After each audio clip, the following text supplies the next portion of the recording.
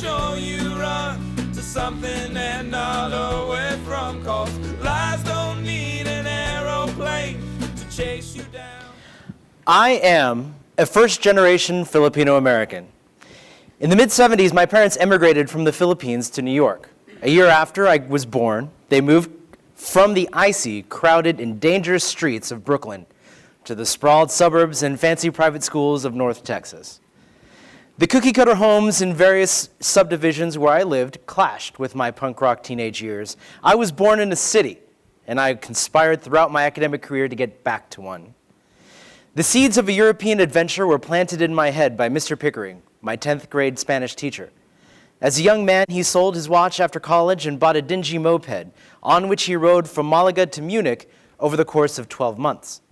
The slideshows of his pilgrimages through ancient cities and sparse countrysides in the 1970s captivated my adolescent brain. I graduated college in 2004 after writing my thesis on second language acquisition. The topic was important to me, having grown up bilingual.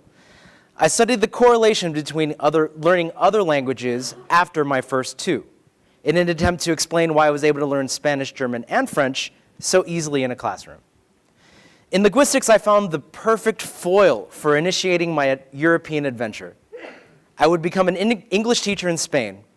I could make use of my degree while tasting the wines and the hams the Spanish were known for. Armed with a guitar, a backpack, and a bachelor's degree, I took to the streets of Madrid to seek my adventure. I had a 3-step plan: get certified to teach English, find an apartment, and go get a job. Given the simplicity of the plan, it was remarkably easy to pull off. The first thing I had to do after I arrived in the Madrid airport was verify with my own eyes that Canterbury English was an actual school.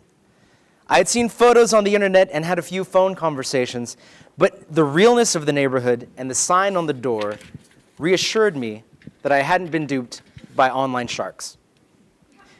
Located in an old tobacco-smelling creaky building in the gay district of Madrid, the office was a resource for language teachers with books, a copy machine, and a growing list of potential students needing to learn English for school and for work.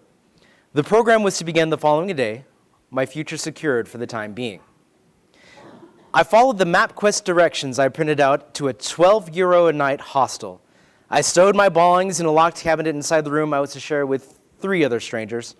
There was a sink in our sleeping area, but we shared a bathroom down the hall with 2 other rooms.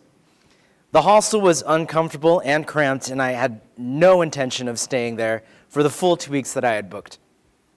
After attending the certification classes in the morning, I spent the rest of the day scouring Loco.com, Spain's Craigslist, for roommates that would share their space with a foreign stranger.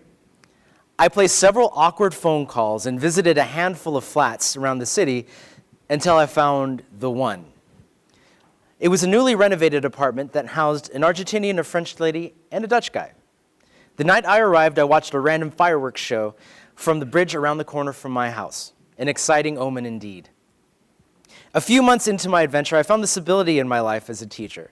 I focused my efforts in booking classes with older professionals whom I taught in either their houses or their offices. Eventually, I fell in with a school that had contracts with corporations like Toyota, Porsche, and Capgemini to teach larger classes. I settled in. I taught over 40 hours a week while making €20 an hour. I was fulfilling my dream, carrying an urban satchel and learning Madrid's subway system. I met many Europeans through my roommates. They fed me food from their home countries and took me to 6-story dance clubs, but parts of me felt malcontented. My Europeans could not understand my language or my culture. Crowded 6-story discos really aren't that fun. What I really wanted was a fat, juicy hamburger. My loneliness was exacerbated by the only book I brought with me, 100 Years of Solitude. I finally settled in with a group of American English teachers. Together we shared lesson plans, watched Wes Anderson movies, and tested our palates on sautéed pork jowls and fried sardines. We traveled on trains and buses to destinations from Barcelona to Granada and even Marrakech across the Mediterranean.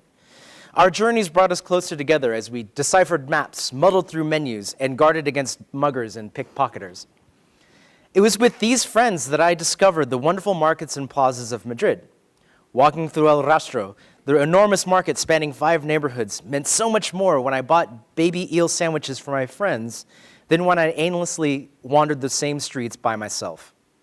I never had the guts to try the Chinese restaurant under the parking garage under Plaza de España until I suckered them going in with me. As can happen with close companions, I fell in love with one of the girls in our group. Lena was a former English major who read literary magazines and graphic novels. As an adept travel Scrabble player, her expertise aroused my competitive spirit. She was fearless, having hitchhiked across the US and traveled to Spain by herself. She was a flittering butterfly, and I had to have her. While I tried to further entwine our lives by cooking at home and teaching at the same academies, her time in Spain approached the expiration date. As long as we were in Spain together, we'd be a couple, but that would not last. All at once, she returned home unceremoniously, and my other American friends began moving on with their lives and away from Madrid. After 2 years in Europe, all that remained was a guitar, a backpack, and a certificate to teach English. In my time abroad, I created a place for myself in an environment that would never be my home. I found fulfilling work and made friends whom I protected and who protected me. I fell in love and broke my heart, but defined my standards for a healthy relationship in doing so. I consider myself very lucky, having spent a significant chunk of my mid-20s as a bachelor in a lively city like Madrid with no strings attached. Coming back to America, I had a mission to reconnect myself with my hometown and firmly place my roots in Dallas. My objective was to share my Spanish experiences, applying my European lessons to various opportunities in North Texas. The greatest thing I learned was to accept challenges without fear of failure. The only person stopping me from raising a dog, starting a business, or getting married is myself. I lived in Spain for 2 years. I can do anything.